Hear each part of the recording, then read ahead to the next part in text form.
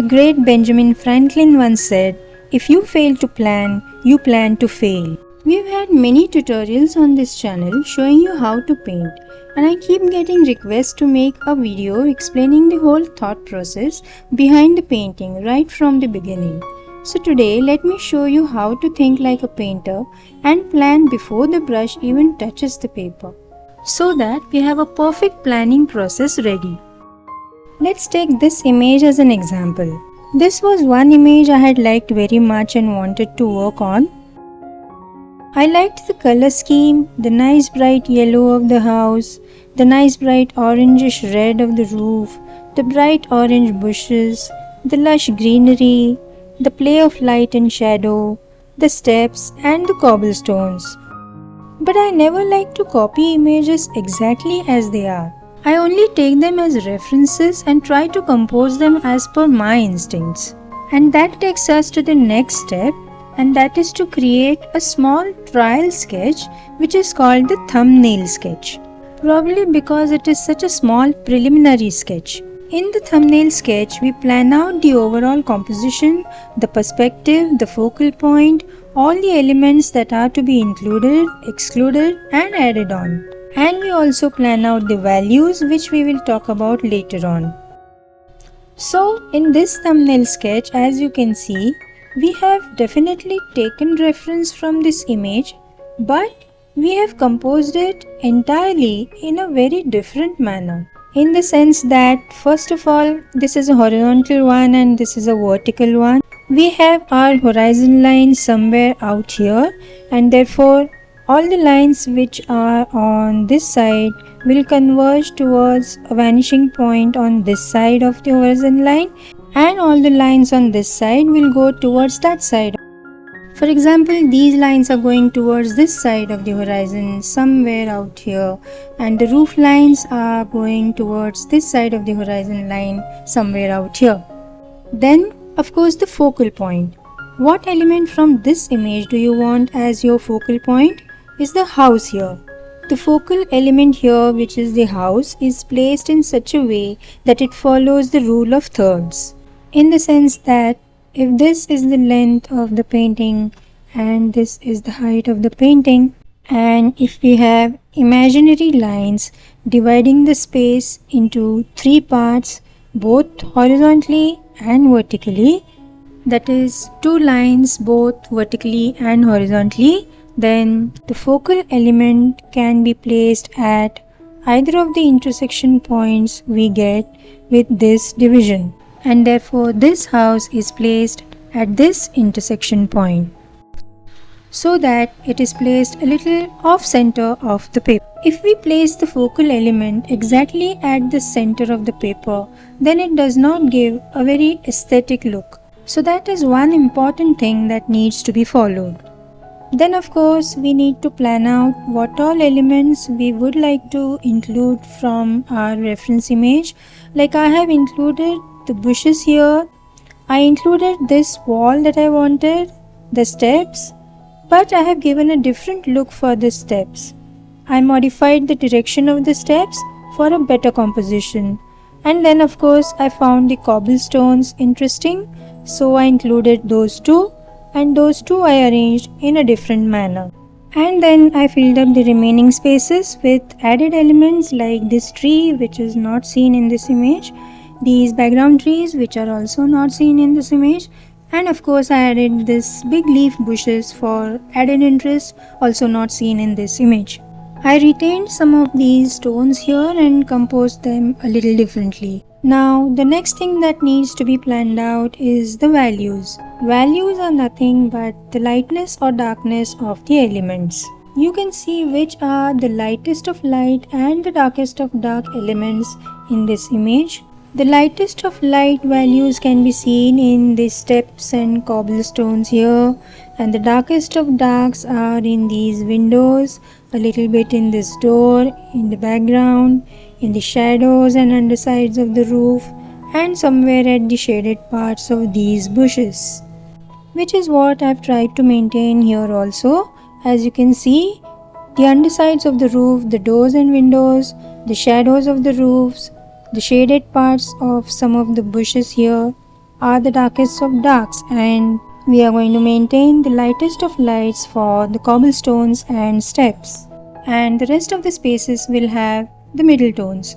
So the lightest of lights, darkest of darks and the middle tones. Where are these values going to be placed is what we will need to plan out at this stage, so that our painting looks attractive.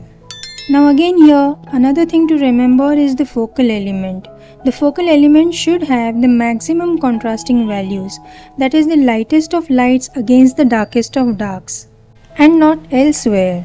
The other elements need not have contrasting values. Here you can see the maximum contrast of lights and darks. Here the contrast is less, here the contrast is quite intense, whereas there's not much contrast here. Rather you have middle tones here, even in the sky and the background trees.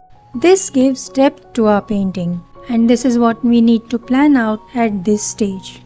So what we are doing is, we are cropping, we are rearranging all the elements, we are simplifying the clutter and testing some compositions. You can try out various such thumbnails based on the reference image that you want, with different compositions, placing the focal and other elements at different places of intersections of the 1/3 rule, and try out different combinations until you get your desired and perfect composition.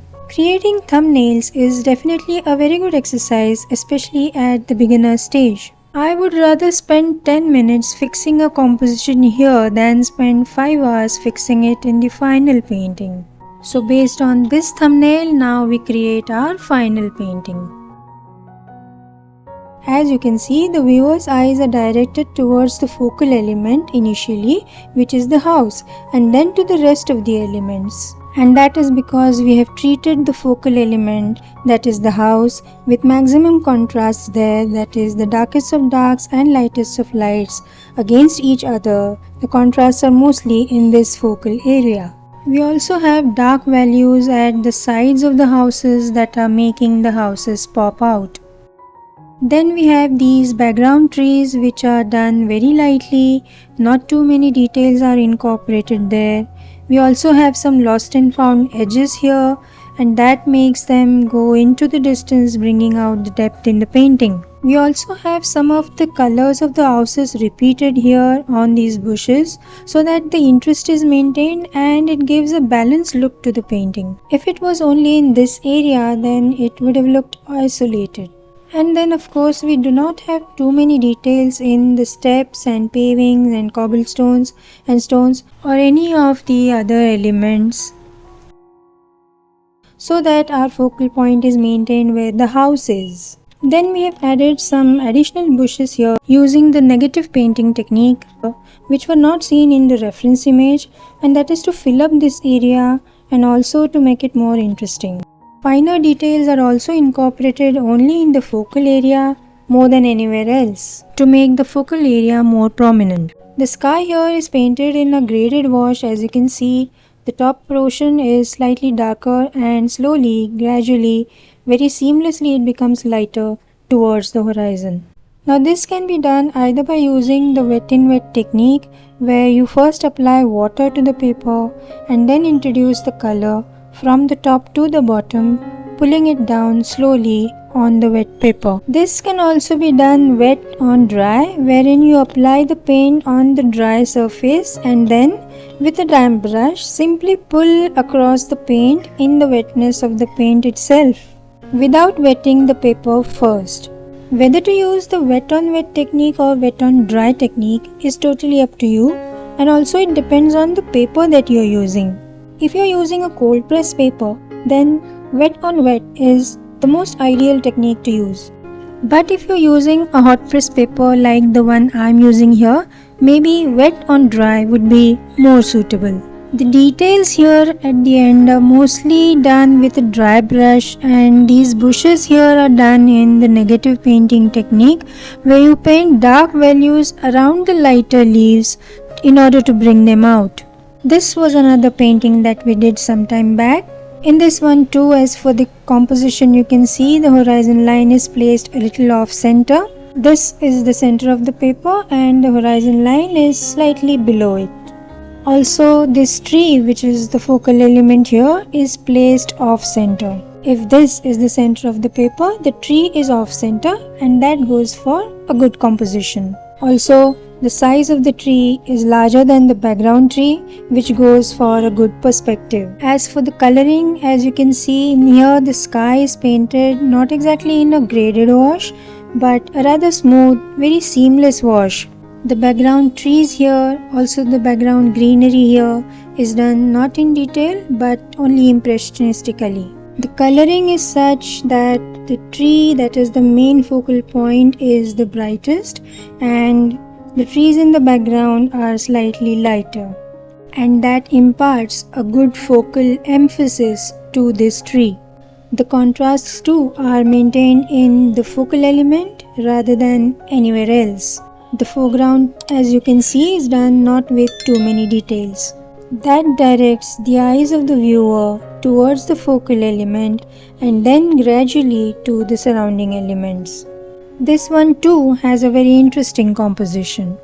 We have here a very good balanced composition of vertical and horizontal elements.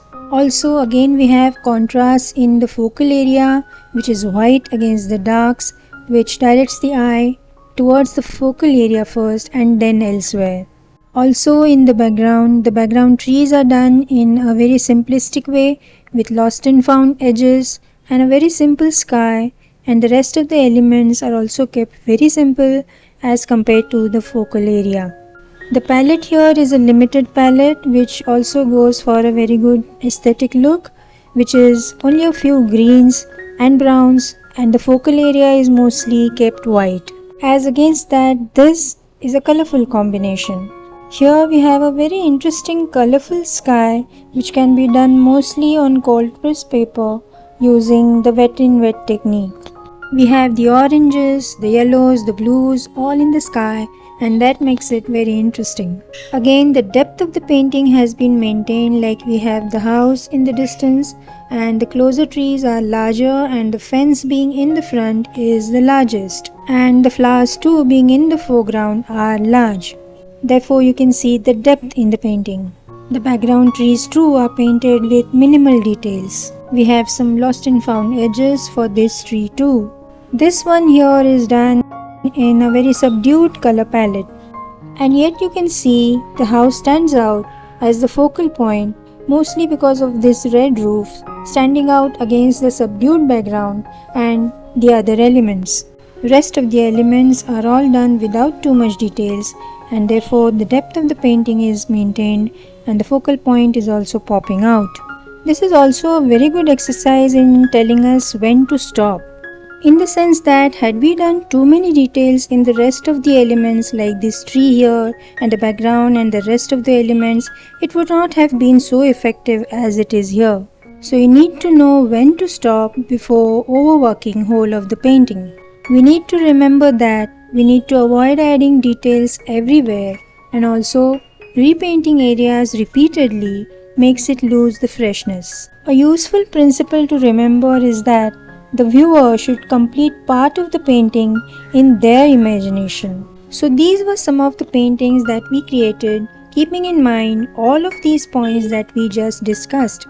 So as a summary, the things to remember are: we need to understand the subject, create thumbnails, plan the values, establish the focal points, select techniques intentionally, control the details, and stop before overworking. You're most welcome to watch all of the demos of all of these paintings on our channel. I hope you liked this little exercise of ours today. If you liked this video, please do give it a like, subscribe to the channel if you haven't already. Press the bell icon to get notifications of future videos. Leave your valuable comments below and share it with your friends.